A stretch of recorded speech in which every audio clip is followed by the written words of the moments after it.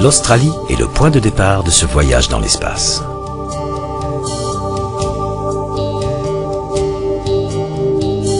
Les voyages sont censés élargir les horizons de l'esprit.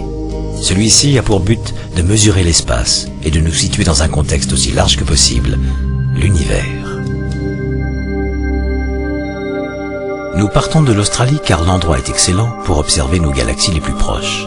2 mini-galaxies que l'on appelle les nuages de Magellan. Le petit nuage se trouve au centre, le grand à droite. En 1987, au sein du grand nuage, une supernova explose. En fait, cette supergéante a rendu l'âme il y a plus de 160 000 ans. C'est le temps qu'a mis la lumière de l'explosion pour nous parvenir.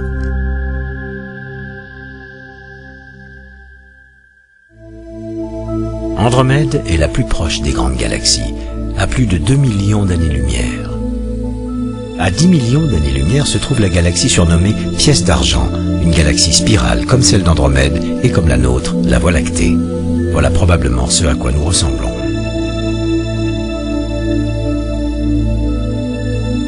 Une spirale vue de dessus, la galaxie M83 qui se trouve également à 10 millions d'années-lumière.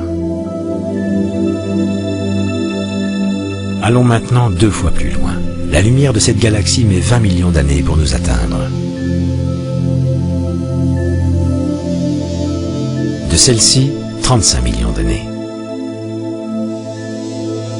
Et de la magnifique galaxie du Sombrero, 40 millions d'années. Ces distances semblent énormes, mais toutes ces galaxies spirales sont relativement proches de la nôtre. Cette galaxie, Virgo A, est différente. Sa forme elliptique la fait ressembler à un ballon de basket. Elle fait partie d'un amas qui se trouve à plus de 60 millions d'années-lumière. L'amas de la Vierge fait partie d'un super amas englobant 1 millier de galaxies. Les galaxies se regroupent en amas à cause de leur attraction gravitationnelle mutuelle.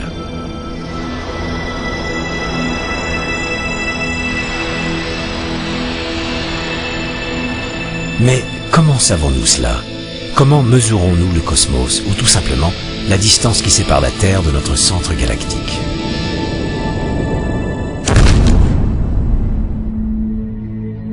Notre galaxie fait partie des 30 autres qui constituent le groupe local. Ce groupe fait partie d'un amas et cet amas fait lui-même partie d'un super amas. Ces super amas forment des filaments à travers l'univers. Pour réaliser ce modèle, les astronomes s'aident d'étoiles qu'ils appellent les bougies standards. Il y en a une dans cette galaxie, une étoile pulsante qui s'allume et s'éteint aussi régulièrement qu'un mouvement d'horloge. On l'appelle une variable céphéide, une étoile dont la luminosité varie en fonction de sa dilatation ou de sa contraction. Celle-ci est grosse et lumineuse, et ses pulsations sont lentes. Cette céphéide est plus petite et moins lumineuse, ses pulsations sont plus rapides. La variabilité des pulsations dépend donc directement de la luminosité intrinsèque de l'étoile. Ainsi, en connaissant la distance et l'éclat de ces céphéides proches, nous pouvons calculer la distance des céphéides lointaines, céphéides à l'éclat plus faible, mais qui battent au même rythme.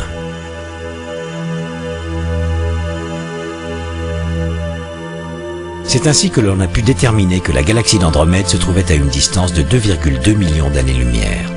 On a comparé les céphéides de notre galaxie avec celles plus faibles d'Andromède.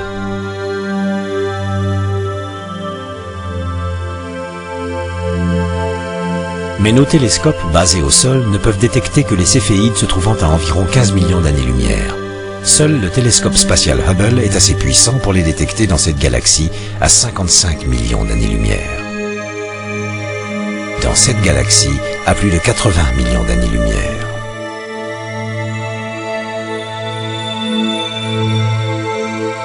Pour aller plus loin, une autre sorte de bougie standard est nécessaire. Les astronomes l'appellent supernova de type 1.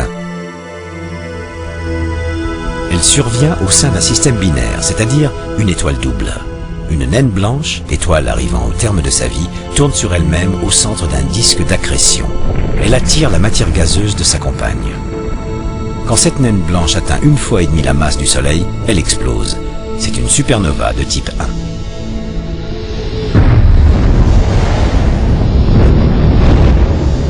L'intensité de l'explosion est toujours la même. C'est notre nouvelle bougie standard de référence. Grâce aux céphéides, nous connaissons la distance de cette galaxie. Mais parce qu'elle contient aussi une supernova de type 1, on en déduit la distance de notre nouvelle bougie standard.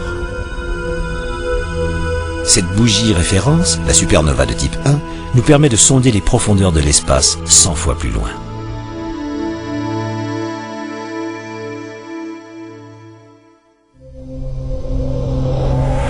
Mais notre voyage vient à peine de commencer.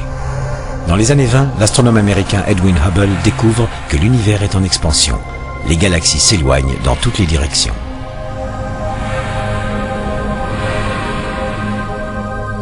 On trouve la preuve de ce phénomène dans leur lumière. Quand une galaxie s'éloigne, les raies de son spectre sont décalées vers le rouge. Plus une galaxie est lointaine, plus elle s'éloigne vite, plus le décalage vers le rouge est grand. La mesure de ce décalage spectral est le meilleur outil pour déterminer la taille et la forme du cosmos.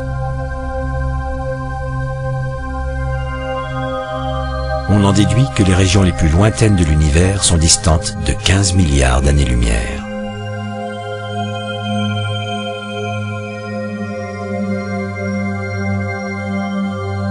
En cartographiant le ciel au début des années 60, les astronomes identifient des sources radio de forte intensité. À travers les télescopes optiques, ces sources ressemblent à de simples étoiles. Or, leur décalage vers le rouge prouve qu'elles sont situées à des milliards d'années-lumière, contrairement aux étoiles. Ce ne sont pas des radiogalaxies ordinaires comme celle-ci, Centaurus A, qui émettent en radio mais dégagent beaucoup moins d'énergie.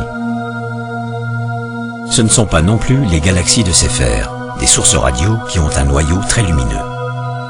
Les Seyfert sont 100 fois moins énergétiques que les radiogalaxies et au moins 10 000 fois moins que ces nouvelles sources.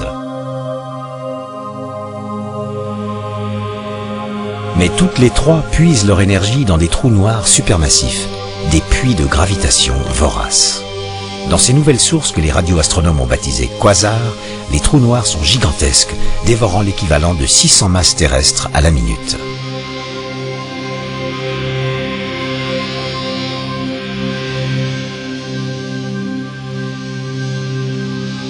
Les quasars sont super lumineux. Ce sont les objets les plus énergétiques de tout l'univers, parmi les plus vieux et les plus lointains, avec un décalage vers le rouge énorme.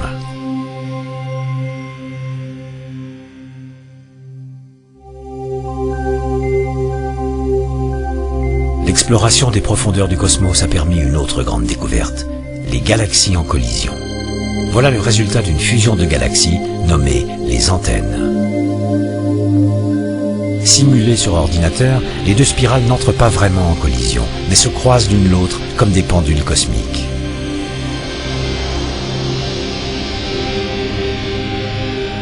L'interaction gravitationnelle leur fait éjecter deux grandes queues, comme les antennes d'un insecte.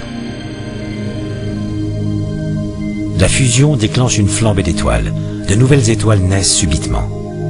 Les antennes sont à 63 millions d'années-lumière de la Terre. En leur centre, un feu d'artifice d'étoiles naissantes. Cette collision est en train de leur mettre des bâtons dans les roues.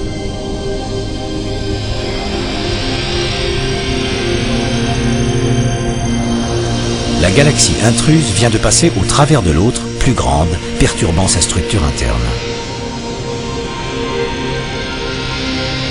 Voici une image réelle de ce phénomène. Nous sommes dans la galaxie de la roue du chariot, mise dans cet état lorsqu'une des petites galaxies que l'on voit à droite l'a traversée. Dans ce type de collision, aucune des deux galaxies ne subsiste vraiment.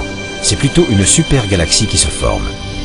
C'est peut-être le sort qui attend notre propre galaxie dans 10 milliards d'années, quand nous entrerons en collision avec Andromède.